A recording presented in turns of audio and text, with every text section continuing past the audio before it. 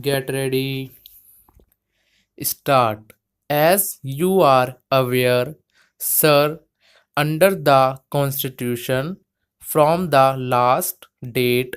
on which the resolution was passed by either House of Parliament, the proclamation for the administration taken over by the President would continue to remain in force until the 24th October 1950.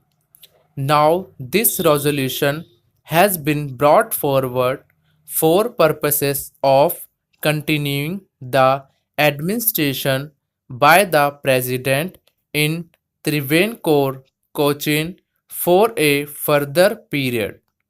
In effect, according to law, the further period would be 6 months, but, sir, in view of the reorganization of states and the emergence of the Kerala state from the 1st November 1950, it is a matter for consideration as to whether a new resolution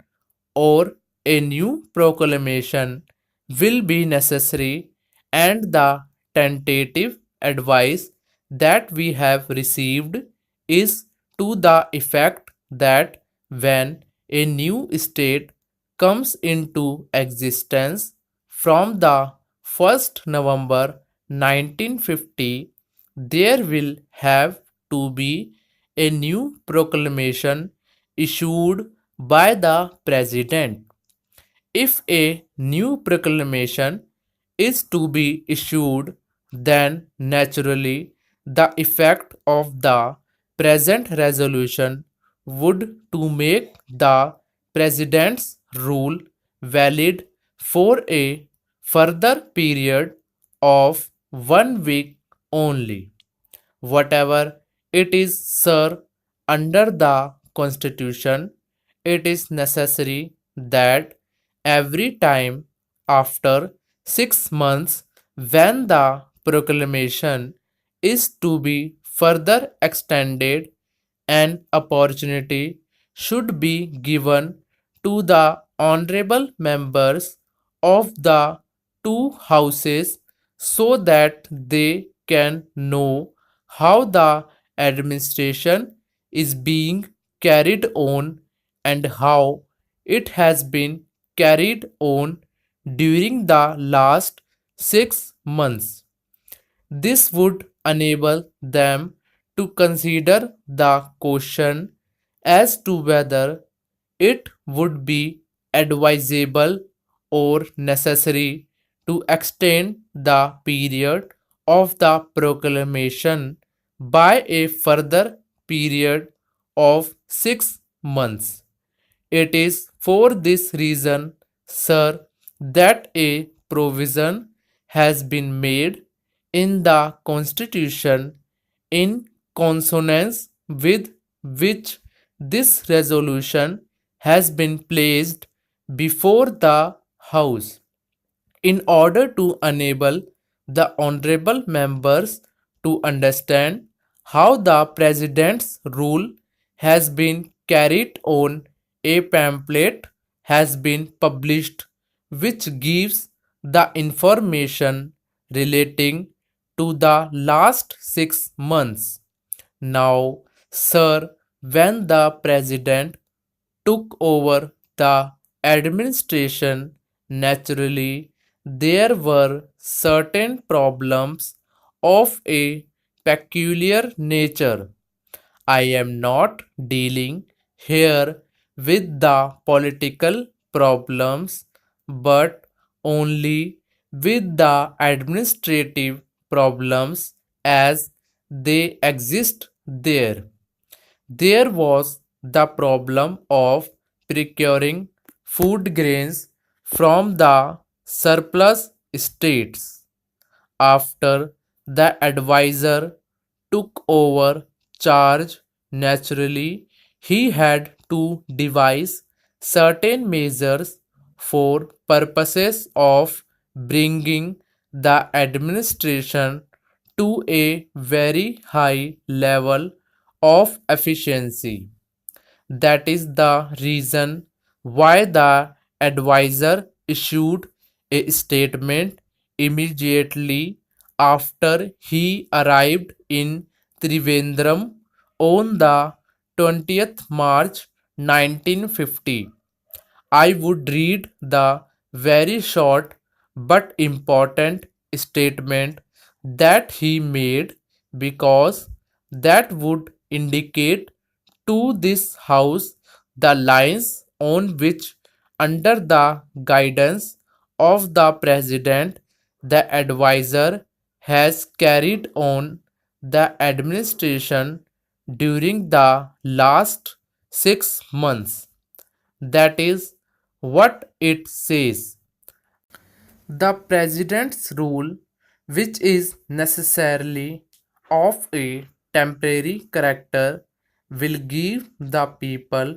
a short respite from politics and will provide an administration impartial, absolutely above poverty,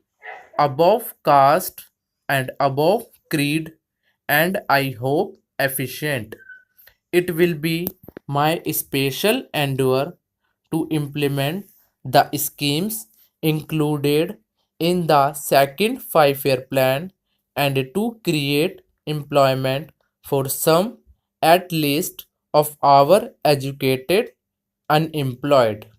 He has made a further appeal for cooperation so far as the public is concerned and for harder work so far as the officers are concerned, and thus, sir, he has taken under scrutiny all the acts that have been done by the various departments under his overall supervision and has pointed out how, to a large extent, the administration has become fairly efficient and how he has given his attention to various problems.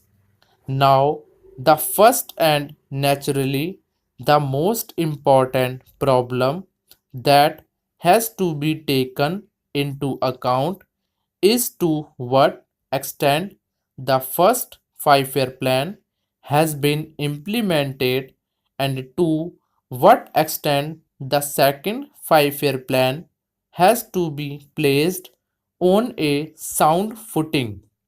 Naturally, therefore, these are the two circumstances which we have to take into account because ultimately all the acts or omissions, if any, will be judged by this particular target, namely, to what extent the President's rule has succeeded in implementing the plan.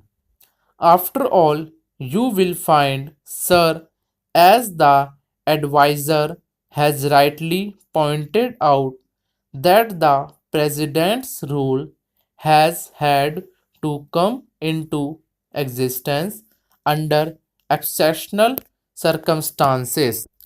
Now, even if there are certain exceptional circumstances,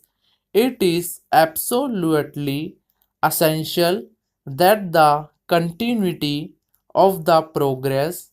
of the nation has to be maintained, and therefore it is not merely an administration in the routine sense of the expression, but we have to carry on the various welfare schemes as they have been envisaged in the first 5 year plan to the extent that they remain unfinished. I would invite the attention of the honorable members